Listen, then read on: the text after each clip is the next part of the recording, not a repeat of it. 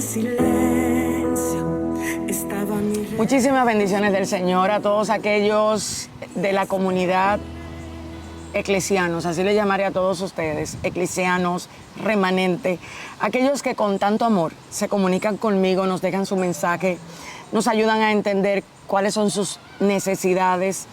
Gracias por conectarse, por ver este contenido de enseñanzas con tanta buena voluntad. Para mí es un gozo poder compartir con ustedes. Y quiero que escuchen esta pregunta que me manda una pastora.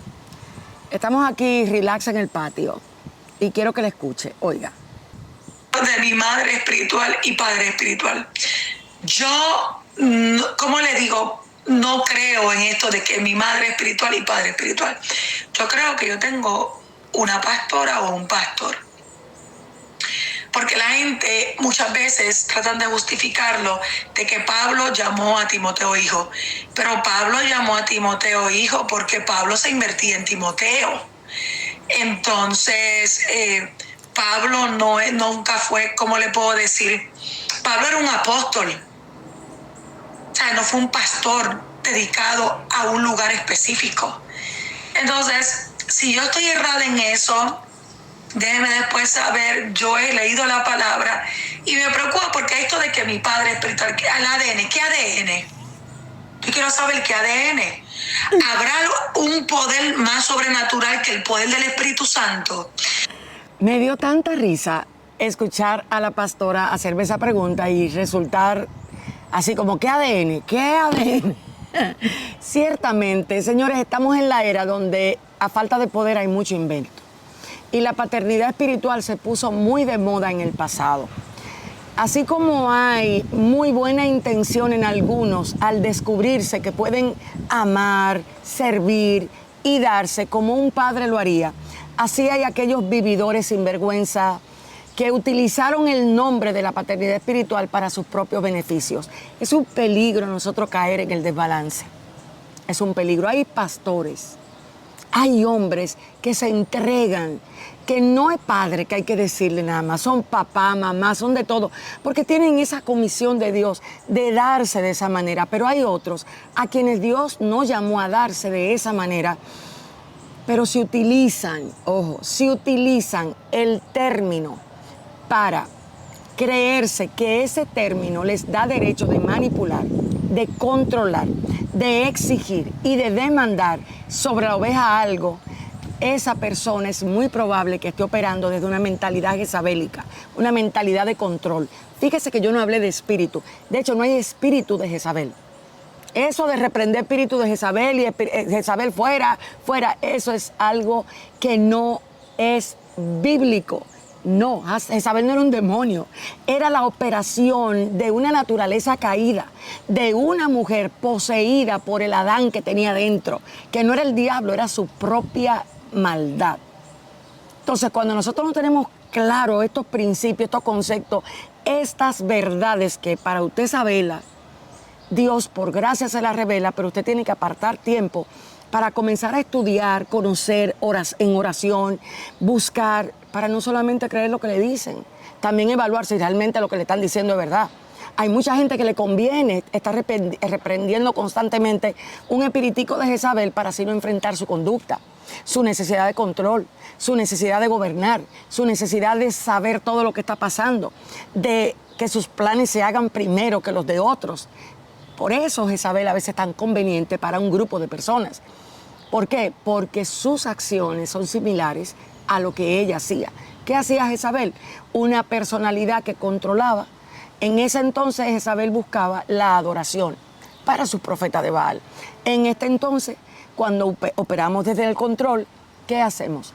Lo que queremos es hacer las cosas a nuestra manera y no a la manera del Señor. Volviendo a la pregunta que la pastora hace, ¿existe paternidad espiritual? Juan llamaba hijitos. La Biblia habla de un término que se utiliza y se asemeja, pero lo que la paternidad espiritual hoy está revelando, está manifestando y está presentándose, no lo es. La paternidad espiritual no viene a sustituir la paternidad emocional. Y es una falta de respeto cuando un líder espiritual le permite a alguien mirar mal a sus padres biológicos porque ellos representan ahora la voz de Dios en la vida de esa persona. Usted tiene que tener mucho cuidado porque la Biblia dice, honra a tu padre y a tu madre. Y puedes querer hacer un trabajo, y mire que a mí me ha tocado, y tengo una hija que la parió su mamá y su papá, pero los tres somos. Pero ¿qué me ha tocado a mí aprender? ¿Qué he tenido que hacer en muchos momentos? Llevar el corazón de esa hija ante correcciones de sus padres y ante situaciones que han sucedido, a que guarde su corazón correctamente para sus padres biológicos. Entonces, cuando nosotros queremos usurpar emocionalmente el corazón de alguien y atraerlo a nosotros con medios incorrectos, nosotros vamos a tener que darle cuenta a Dios. El ADN lo tiene Cristo. Eso son pura locura, puras manipulaciones para aquellos que no están en Cristo todavía y que sirven mucho a través de su servicio, de sus dones, de su dinero, y así adquieren posición, en ciertos lugares a donde están. Entonces tienes que tener mucho cuidado. ¿Dónde se utiliza mucho la paternidad espiritual? En grandes movimientos apostólicos, donde la forma de relacionarse no es en Cristo ni a través de Cristo, sino a través de diezmos, ofrendas, instrucciones particulares, personales. Es muy delicado. Es muy delicado porque hay muchas personas que llegan a Cristo con mucha deficiencia emocional y se conectan, pero no a Cristo, sino al hombre que les representa a Cristo. Y esto, en vez del hombre que les representa a Cristo, llevarlo de manera correcta para indicarle dónde está Cristo y que Cristo se vuelva su fuente, lo que hacemos es hacer personas dependientes, no de Cristo, sino de nosotros. Eso es un liderazgo deficiente. Un liderazgo deficiente es el que produce y busca que las multitudes le sigan, que es crecer en multitud, pero no está arraigando a gentes en Cristo, ni está enseñando que la persona en Cristo produce la vida de Cristo. Entonces tú tienes que aprender a diferenciar cuál es el escenario en el que tú estás. Entonces, esto te lo dejo como parte principal para introducir. Justamente hablando de Pablo, algo que este fin de semana ha estado muy presente en mi corazón y tiene que ver con la alegría, esa alegría que debe de emanar de la vida del creyente.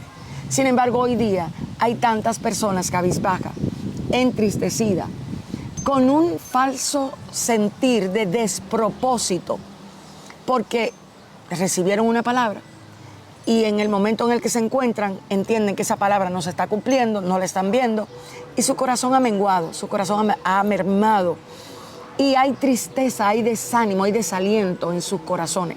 No han observado lo que para Dios significa la alegría. Y voy a introducirte a 2 de Corintios capítulo 1 con algo que a mí me pasó. Yo recuerdo en una época donde estaba viviendo situaciones muy conflictivas en mi interior. Preguntas sin respuesta, aparente estancamiento, situaciones que yo no sabía cómo resolver, ni respuesta inclusive que dar en un momento determinado. Salgo de mi casa y me voy a un lugar lejano, tomo el vehículo, me gusta muchísimo manejar, amo manejar, correr carretera, mirar la naturaleza, el mar. Yo vivo rodeada de mar. Para ir a mi iglesia tengo que ver el mar, para venir tengo que ver el mar, pero también tengo que ver la naturaleza. Y ese día yo salí y el Señor me dijo con mucha claridad, me dijo, ten mucho cuidado, porque la alegría para mí, así recuerdo como ahora, es el fruto de una fe anclada en mí. Para mí eso fue un boom, porque fue como si el Señor me dijera, presta atención a lo que tus emociones te están diciendo hoy día. Y ahí me di cuenta que muchos de nosotros estamos construyendo nuestra alegría en base a cosas y a circunstancias. No sabremos, no aprendemos a alegrarnos en Cristo mismo. Y eso es un peligro para nosotros, que estamos en la tierra con una palabra de parte de Dios donde se nos dice, ustedes están en el mundo, pero no son del mundo. Muchas veces Dios nos escoge como instrumentos de sufrimiento, y ahí vienen unos cuantos que van a cambiar el video, váyase tranquilo y váyase en paz. ¿Usted sabe por qué?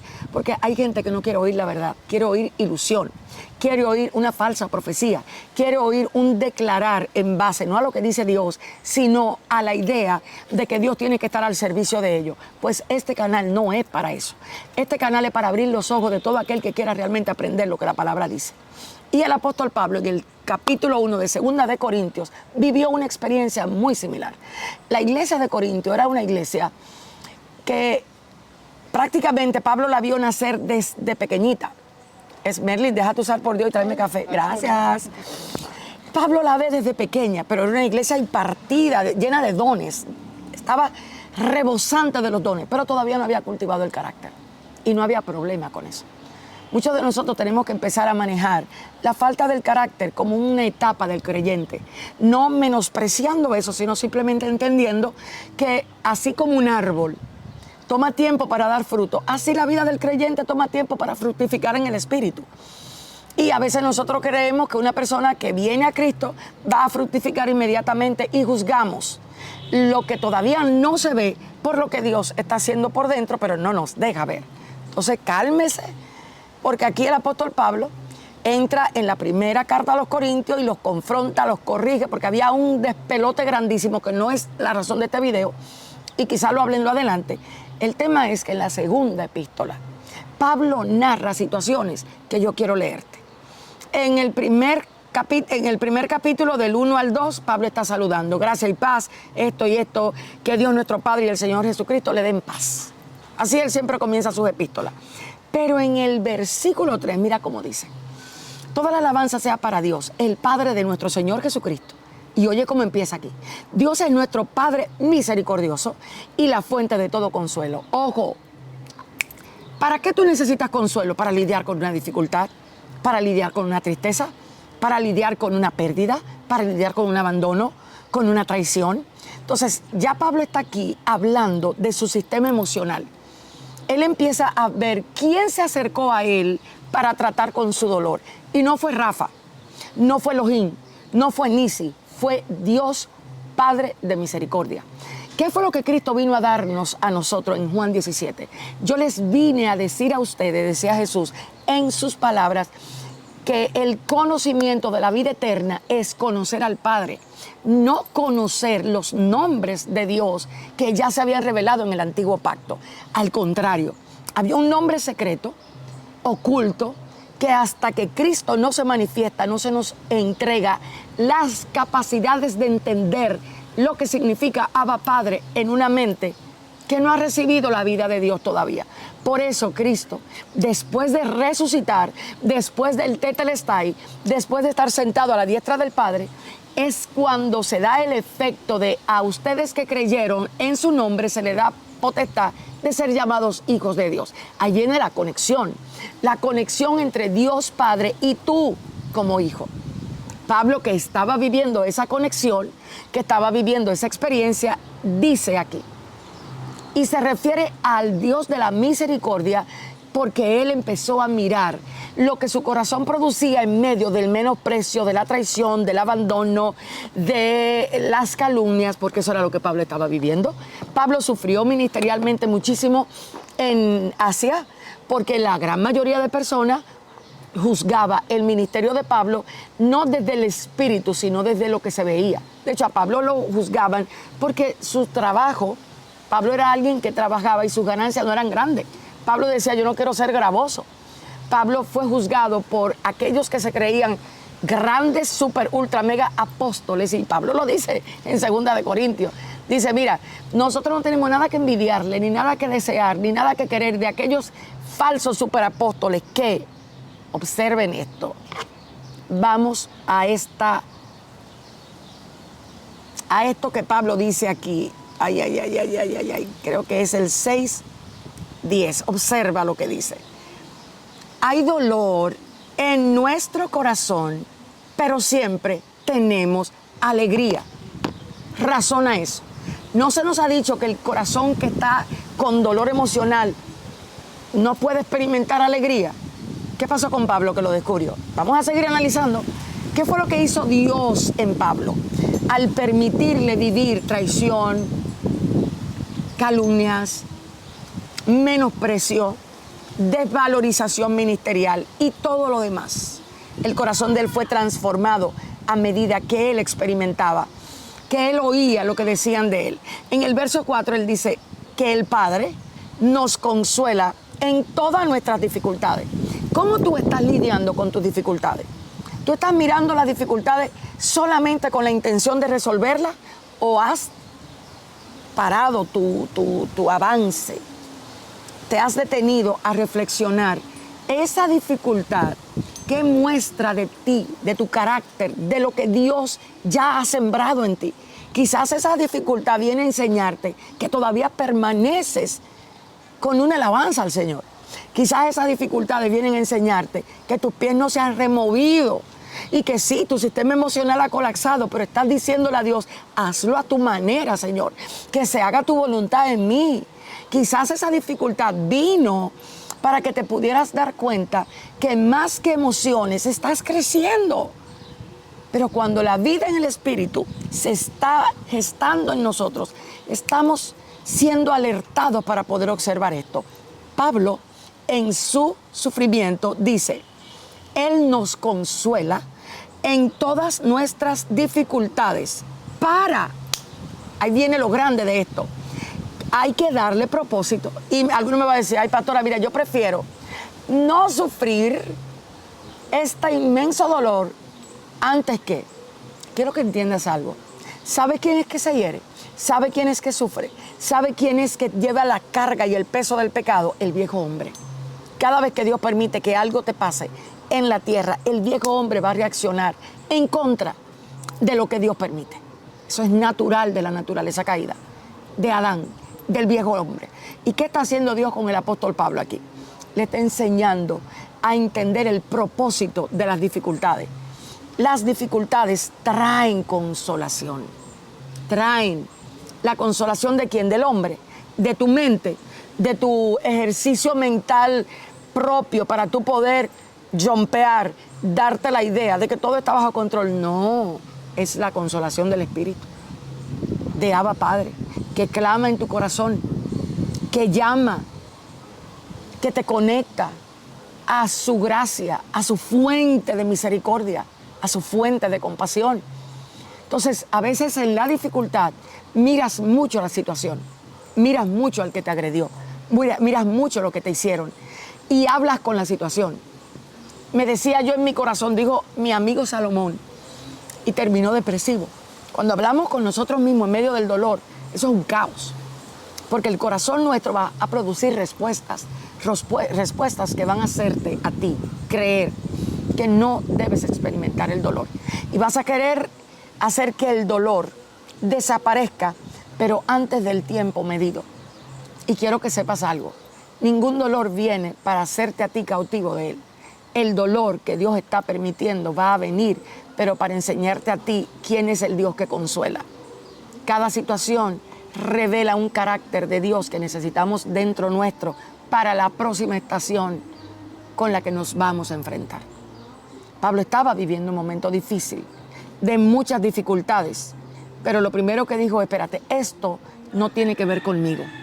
El sentido de esto es que yo pueda aprender a consolar. ¿Qué hizo Pablo? En medio de sus tiempos de oración, él no miraba hacia los agresores, sino miraba al Padre que traía su palabra de gracia, su palabra de sabiduría, su palabra inteligente, su entendimiento, su renovación interna, la vida del Hijo, y se la implantaba Pablo en medio del dolor. Y de ahí salía la unción y el aroma del consuelo.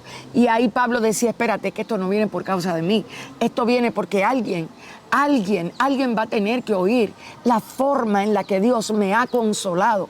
La forma en que mi dolor pudo llamar a Dios Padre de misericordia. No un Dios que quiere mi mal. No un Dios que está persiguiéndome constantemente, no un Dios que me está haciendo a mí su guerrero favorito, sino un Dios que me está fortaleciendo en medio de.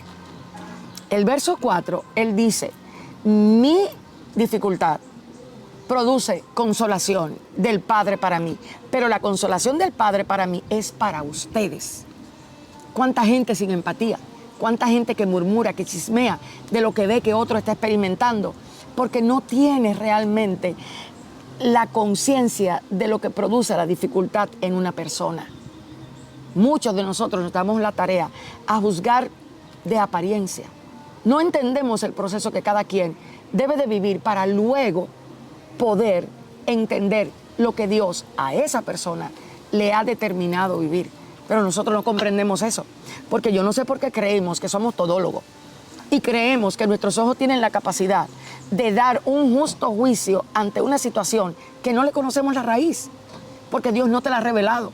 Ni siquiera quizás has orado para conocer la dificultad que otro está viviendo, pero qué rápido somos para juzgar, para sacar la lengua de serpiente, para decir, no, es que Dios le está haciendo esto por esto, esto y aquello. A mi amigo Pablo, Dios no se lo estaba haciendo porque había un problema en él, sino porque Dios lo había tomado como un instrumento escogido, donde la gracia de Cristo, la revelación de Cristo y Cristo en él, para Pablo era suficiente. No necesitaba otra cosa. Por eso Dios le permitió experimentar. Sin embargo, ¿cuántos de nosotros estamos orándole a Dios para que Cristo se vuelva nuestro todo? Y no simplemente alguien que camine a nuestro lado para solucionarnos nuestras dificultades y nosotros vivir aparentemente contentos. Fíjate como Pablo dice en el verso 6, en el 5, pues cuanto más sufrimos por Cristo, ojo, tanto más nos colmará de su consuelo por medio de Cristo. Sufrimos por Cristo, por medio de Cristo será nuestro consuelo.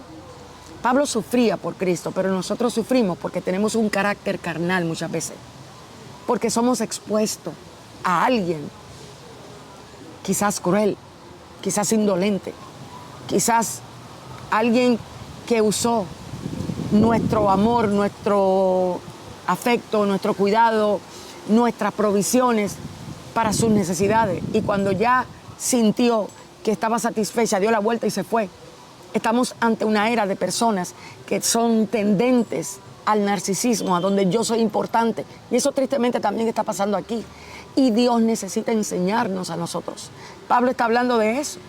Pero Pablo sabía que su sufrimiento era, como lo dice aquí, por Cristo. ¿Por qué? Porque Pablo sabía que todo lo que él estaba experimentando, ya su Señor lo había experimentado. Y cuando Pablo se acercaba a Cristo en medio del sufrimiento, no se acercaba para demandarle, para criticar al otro, para decir, en momentos lo hacía, pero cuando la consolación estaba dando su fruto, no era eso. No era eso lo que Pablo estaba aprendiendo. Eran misterios tan grandes como, Pablo, te dije que te baste mi gracia para que mi poder en ti se perfeccione. Entonces, por eso el dolor de Pablo fue viviendo diferentes etapas hasta transformarse en lo que debía transformarse el dolor. Y es algo que llamó muchísimo mi atención, porque en las últimas ministraciones que Dios me ha permitido estar, he visto muchos rostros y casi siempre a mí me invitan para conferencias de mujeres. De hecho, yo prefiero ministrarle a mujeres que a los hombres. Esa es la realidad. Se me da muchas veces que Dios me pone en plataformas donde tengo que hablarle a pastores, hermanos, pero mi pasión es ver mujeres vivir a la altura de la vida en abundancia que Cristo le da. Esa es mi pasión. Que descubran la verdad que hay detrás de cada palabra que Cristo ha impartido en ellas. Que se puedan encontrar en Cristo. Esa es mi pasión. Mujeres que aprenden que son realmente indestructibles, pero porque la vida de Cristo en ellas es la que les protege, es la que les guarda. No porque las circunstancias las controlan. Entonces, me he dado cuenta que en las últimas ministraciones he visto mucha tristeza en el corazón, mucha, aunque en los rostros han aparentado estar en. Y empecé a observar con detenimiento los ojos muy entristecidos, ojos sin brillos. La Biblia dice que el corazón alegre hermosea el rostro. Rostros que me mostraban procesos que habían durado más tiempo del que debía durar, porque los pensamientos no tienen luz, porque no hay manera de manejarlos, no hay forma de tratarlo, no tienen las herramientas y la destreza que la verdad produce. Y empecé a darme cuenta que entonces las estadísticas de ansiedad, de estrés, de afán, no eran por casualidad. No eran por casualidad. Tenía una razón de ser. Y mucho tenía que ver con que Pablo dice en 2 de Corintios, mas a Dios gracias, el cual nos lleva siempre de triunfo en triunfo. ¿Cómo fue que este hombre pasó de grandes dificultades a decir, más gracias? Porque Dios me lleva de triunfo en triunfo. Para él esta palabra no fue una mera palabra, no fue mera información. Y tú, mujer, que estás en tu casa, que tú estás lidiando con tu propia naturaleza, con tu carácter, con tus insatisfacciones, con tus deseos quizás frustrados, con tus palabras proféticas que te han dado, que crees que son verdades y todavía no la ves cumplida, o tú que tienes una lista de cosas por lograr y Dios no te lo permite y todavía no se te dan, y la frustración está en ti. ¿A qué huele tu alabanza? ¿A qué huele tu vida? Pablo aquí en el versículo 14 de 2 de Corintios, de capítulo 2, dice, porque para Dios somos grato olor de Cristo. Y la pregunta mía este fin de semana era, Señor, realmente, ¿a qué olemos como tus hijos? Todo el que sabe que la Biblia habla de olor, sabe que hay un sacrificio detrás. Pero ¿cuál es el sacrificio que hoy Dios te está pidiendo? Que te desgastes la vida desde la mañana hasta la noche sirviendo para un ministerio que ni siquiera sabe cómo estás realmente. Porque la palabra de Cristo no está siendo implantada en tu vida, sino vamos a trabajar, vamos a hacer este proyecto, vamos a crecer hacia afuera, pero tú todavía no estás creciendo hacia adentro. Todavía tú no te has detenido a observar que el orgullo te gobierna, que eres impulsiva, reactiva, que cuando tienes la verdad de alguien en tu boca, no te importa agredirle en nombre de tengo que decir la verdad. Verdad sin amor. La Biblia dice que con misericordia primero y verdad se corrige el pecado.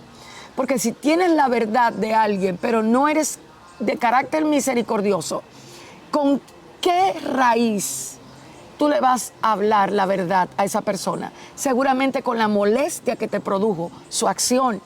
Y ante Dios, ¿tú crees que no le vas a dar cuenta por cómo estás manejándote ante un hijo de Dios que está en proceso de crecimiento? Piensa. Pablo habla de un aroma. Y yo recuerdo, hace muchos años, yo vi una visión que para mí fue impresionante porque yo estaba dormida y me levanto y ahí entro en el éxtasis. Yo veo, estaba en mi casa en ese momento, y yo veo la cocina y veo que entra alguien, veo un chef que está en la cocina cocinando con muchos ingredientes de última clase. Yo sabía que ahí habían cremas, champiñones, habían los mejores ingredientes, pero de repente veo que la persona va a sacar del refrigerador una carne, pero la persona que estaba cocinando no tenía olor, no tenía olfato, no podía discernir, no podía oler. Y yo desde donde estoy en el espíritu veo que la carne está no solamente dañada, sino putrefacta, aunque aparentaba que estaba bien, tenía un olor horrible. Y la persona la corta. Y donde yo estoy tratando de llegar hacia la persona y decirle al chef que estaba cocinando, no hagas eso, porque la carne está dañada. Sí, tiene todos los ingredientes buenos, tienes la mesa preparada, tienes las mejores vajillas, pero la carne está dañada. ¿Sabes lo que hizo? Cocinó con la carne. Yo en la visión que experimenté olor, estaba a punto de vomitar. De repente veo que un hombre viene entrando con una bata, color blanco hueso. No era un blanco resplandeciente ni brillante, era un blanco de muchos y muchos años, era un lino muy viejo. Y él entra, ese señor tenía un pelo por acá y entra observando. La casa se veía limpia, la mesa estaba limpia, tenía porcelana con platos muy cuidados, muy bonito, muy bonito. Y yo recuerdo como ahora que yo le digo al que está cocinando, llegó él y él no va a poder comer, porque desde que llegó vio, pero olió y olía desagradable. Tanto es así que en esa visión yo recuerdo que duré con ese olor a putrefacto por mucho tiempo. Quizás era Dios para que no me olvidara de cosas que yo tenía que tener de por vida bien presente. Y cuando la persona viene y sirve, no se da cuenta que está siendo observado por aquel que ve que está afanado cocinando, con tanto amor, con tanto cuidado, con tanta destreza, pero no olía, no discernía que la carne, que era el plato principal, estaba dañado. Y cuando viene y corta la carne, la guarda y la coloca en la mesa junto con todo, ahí mismo la visión se va, se queda ahí. Y ahí el Señor me habla y me dice, vete y háblale a mi pueblo y dile que muchos están como esa persona que cocinaba, con los mejores ingredientes, sí, con las mejores ideas de excelencia, con la mejor organización, con la mejor destreza de talento. Pero su corazón lo descuidaron hasta tal punto que su corazón no era el correcto a la hora de hacer lo que hacían para Dios. No depositaron tiempo para guardar su corazón, para cuidar su corazón. Y puedo asegurarte que la experiencia que yo tuve en ese momento fue tan chocante para mí porque escuché a Dios decirle, pregúntale a qué huele su adoración. Y yo te preguntaría, Pablo está hablando aquí después de ser golpeado con tratos, maltratos, rechazo, que al final en eso se describen nuestras heridas. ¿Por qué nos divorciamos? Porque uno hizo, uno me maltrató, uno no me habló. ¿Por qué decimos que estamos heridos? ¿Por qué para nosotros las heridas son más importantes que lo que la palabra de Dios nos recomienda hacer en medio de ellas? ¿Por qué le damos tanto valor al dolor? Pablo nos lo enseña aquí. Y él termina, si usted lee el capítulo 1 completo, se va a dar cuenta que Pablo comienza a revelar cosas impresionantes y muy importantes. En el verso 6 dice, pues, cuando nosotros somos consolados, ningún dolor que vivas va a dejar de ser consolado por Abba Padre cuando vas a donde Él para que tú puedas conocer al Dios de la misericordia. Y el Dios de la misericordia tiene muy claro que la misericordia lo que hace es no darte a ti lo que tú mereces, sino lo que la persona es. Dios no nos da a nosotros lo que merecemos, sino su amor, su cuidado. A veces, cuando estamos dolidos, arremetemos contra alguien y se nos olvida que una vez a quien nosotros herimos fue a Cristo. Cuando tiramos sobre Él nuestros pecados, nuestras iniquidades, y Él la cargó y no abrió su boca y no le dijo a Dios Padre, hasta aquí llegó la culpa que yo iba a cargar de Kenny Amir, hasta aquí. Jesús no hizo eso. Esa no era la manera en que Jesús lidiaba con las debilidades de los seres humanos, con el pecado nuestro. Jesús lidiaba desde lo que Él era, desde quien Él era, experimentado, quebranto, consciente de que lo rechazaban, pero no por eso respondía igual, consciente de que le estaba tirando la humanidad el pecado, pero no por eso le dijo a Dios Padre, no quiero salvarlos. Fue hasta el fin su amor, como dice Juan 13. Los amó hasta el fin. Nosotros tenemos que revisar cuál es la medida en la que amamos. Y aunque te estoy hablando de alegría, muchas veces nuestra alegría en el proceso se va porque nuestros ojos están puestos en las circunstancias y no necesariamente en Dios.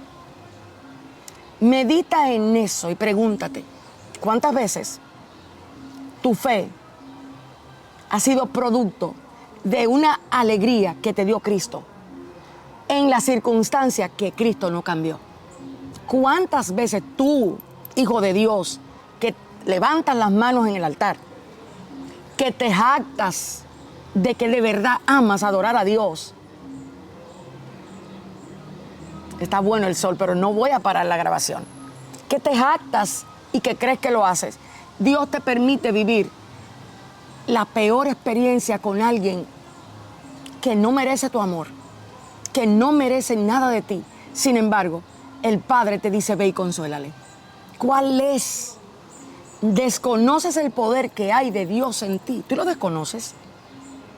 Tú no sabes que Cristo vive en ti, no fuera. Lo que sucede es que te quedas en el atrio del alma. Desde ahí es que adoramos casi siempre. Y no vivimos ni experimentamos el crecimiento que el ser espiritual en nosotros, que la vida misma de Cristo es capaz de impregnar cuando atraviesas ese umbral que el dolor quiere o que el dolor trae, donde busca detenerte, donde busca decirte, quédate pensando en lo que te hizo, detente ahí, rumea lo que te hizo, cómo habló de ti, lo que te...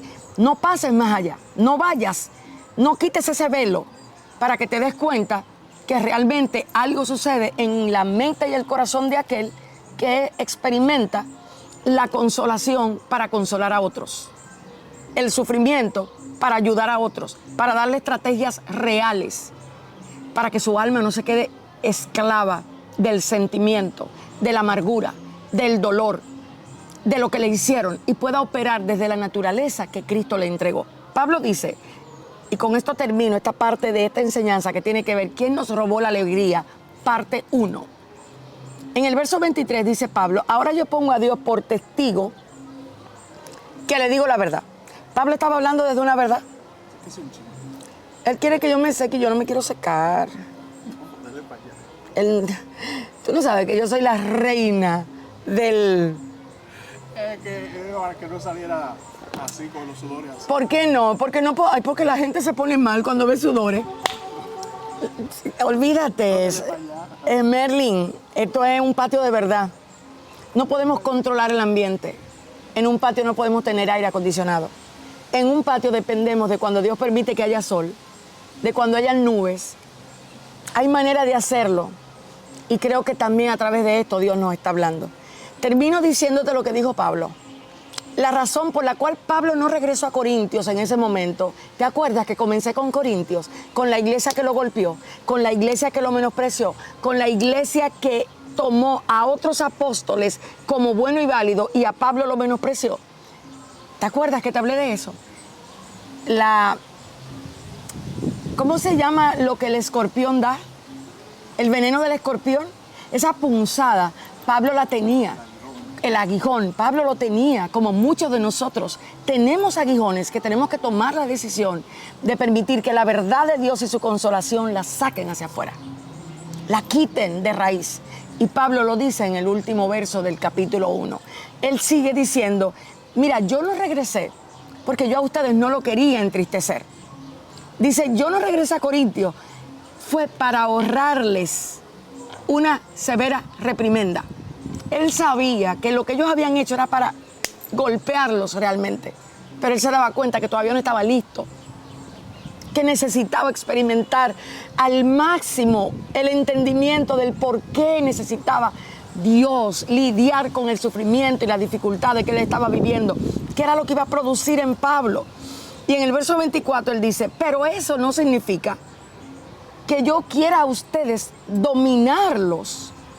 Pablo dijo, yo no quiero dominarlos a ustedes, al decirle cómo realmente la fe de ustedes debe de ser práctica. Dios mío, es algo que le vuela el entendimiento a cualquiera. Pablo sabía que habían fe, que podían ser teóricas, pero Pablo quería una fe práctica para los creyentes de Corinto. Pablo estaba enseñándoles a ellos cómo cultivar la verdadera vida de fe práctica. Y le dice, yo no quiero dominarlos a ustedes al decirle cosas que tienen que hacer. Yo quiero que ustedes experimenten la consolación que Dios me dio a mí a través de la consolación que yo le voy a dar a ustedes. Sí, los mismos que provocaron el dolor que hoy yo sé que ya Dios sanó, sé que ya Dios extirpó, sé que ya Dios quitó. Y dice, queremos trabajar junto con ustedes para que estén llenos de alegría, porque es por medio de su propia fe que se mantienen firmes. ¡Boom! Aquí es que esta escritura coge, para mí, un valor impresionante. ¿Qué tiene que ver la alegría en este pedacito de historia de Pablo? Porque Pablo no dijo, quiero que ustedes estén llenos del Espíritu Santo. Porque no dijo, yo quiero que ustedes estén llenos de sabiduría. ¿Por qué habló de alegría en medio de la consolación? ¿Por qué habló de la alegría en medio del sufrimiento y la dificultad? Para luego decir, es que la fe de ustedes es la que a ustedes lo hace estar firmes. No la fe de lo que otro te predica en YouTube. Yo puedo estarte predicando y yo anhelo que esto te pueda llevar, ayudar y hacer crecer, pero sé que tú vas a vivir experiencias donde no vamos a llegar nosotros. Es Cristo, su Espíritu, su palabra y tú y se van a guayar ahí, van a estar ahí, y tú vas a ver la verdad de Cristo, tomarte por completo y transformarte. Como Pablo dice aquí, es que él sabía que sin alegría la fe no es genuina muchas veces. La alegría no es una emoción que brota de la circunstancia. La alegría a la que Pablo aquí se refiere no es que la circunstancia se resolvió. Te lo voy a decir en el original que está acá. En el original habla de el gozo. No queremos, dice él, no que nos enseñoremos de vuestra fe, sino que colaboramos para vuestro gozo, que busca justamente darte este entendimiento, alegría, deleite, estar gozoso. ¿Cómo lo experimentó? ¿Cómo lo vas a experimentar tú? ¿Cuáles son las estadísticas hoy día de ministros depresivos, entristecidos, sufriendo? Ministros que sienten que le robaron su espacio, que no le dieron lo que le merecían, que no lo trataron como merecían. A veces parecemos más ministros emocionalmente enfermos que ministros maduros en Cristo. Nos llenamos de muchas palabras, coaching, pero en el secreto de la habitación estamos renegando volver a amar, estar con aquellos que nos hirieron. ¿Sabe lo que Pablo dijo en el capítulo 1? Que su sufrimiento era para luego aprender a consolarlo a ellos mismos, sí, a los mismos que le habían dado la daga. ¿Saben qué nos pasa? Que hemos cimentado nuestra vida de fe en proteger el yo natural y no hemos aprendido a vivir desde la realidad de la vida de Cristo en nosotros. ¿Qué quiero decirte? En esta primera enseñanza que tiene que ver con la alegría, sacando la alegría del cajón donde creemos que es el producto de algo recibido o una circunstancia cambiada, para poder empezar a entender que la alegría es la realidad, la comprensión de que sin importar qué, no solo el Padre con su Espíritu vive en nosotros, sino que Cristo nos ha hecho más que triunfadores. Y eso no es algo ficticio, esa es la realidad de todo aquel que se encontró en Cristo, no en lo de Cristo. Muchísimas bendiciones. Espero que esta primera parte de la alegría pueda llevarte a reflexionar. Si tú estás viviendo en la alegría que dice Pablo o en la alegría que viene de que Dios te cambie el carro, la casa, el trabajo, le muestre a otros que tu ministerio va creciendo, que tienes un hijo, que saliste embarazada y cosas que si bien es cierto no son malas, no menos cierto es que no deben ser la que te enseñen a ti a alegrarte, porque luego no podrás decir, como dijo Pablo, cual sea mi situación, he aprendido a estar en abundancia. Muchísimas bendiciones y gracias por compartir. Y en el silencio estaba mi rey.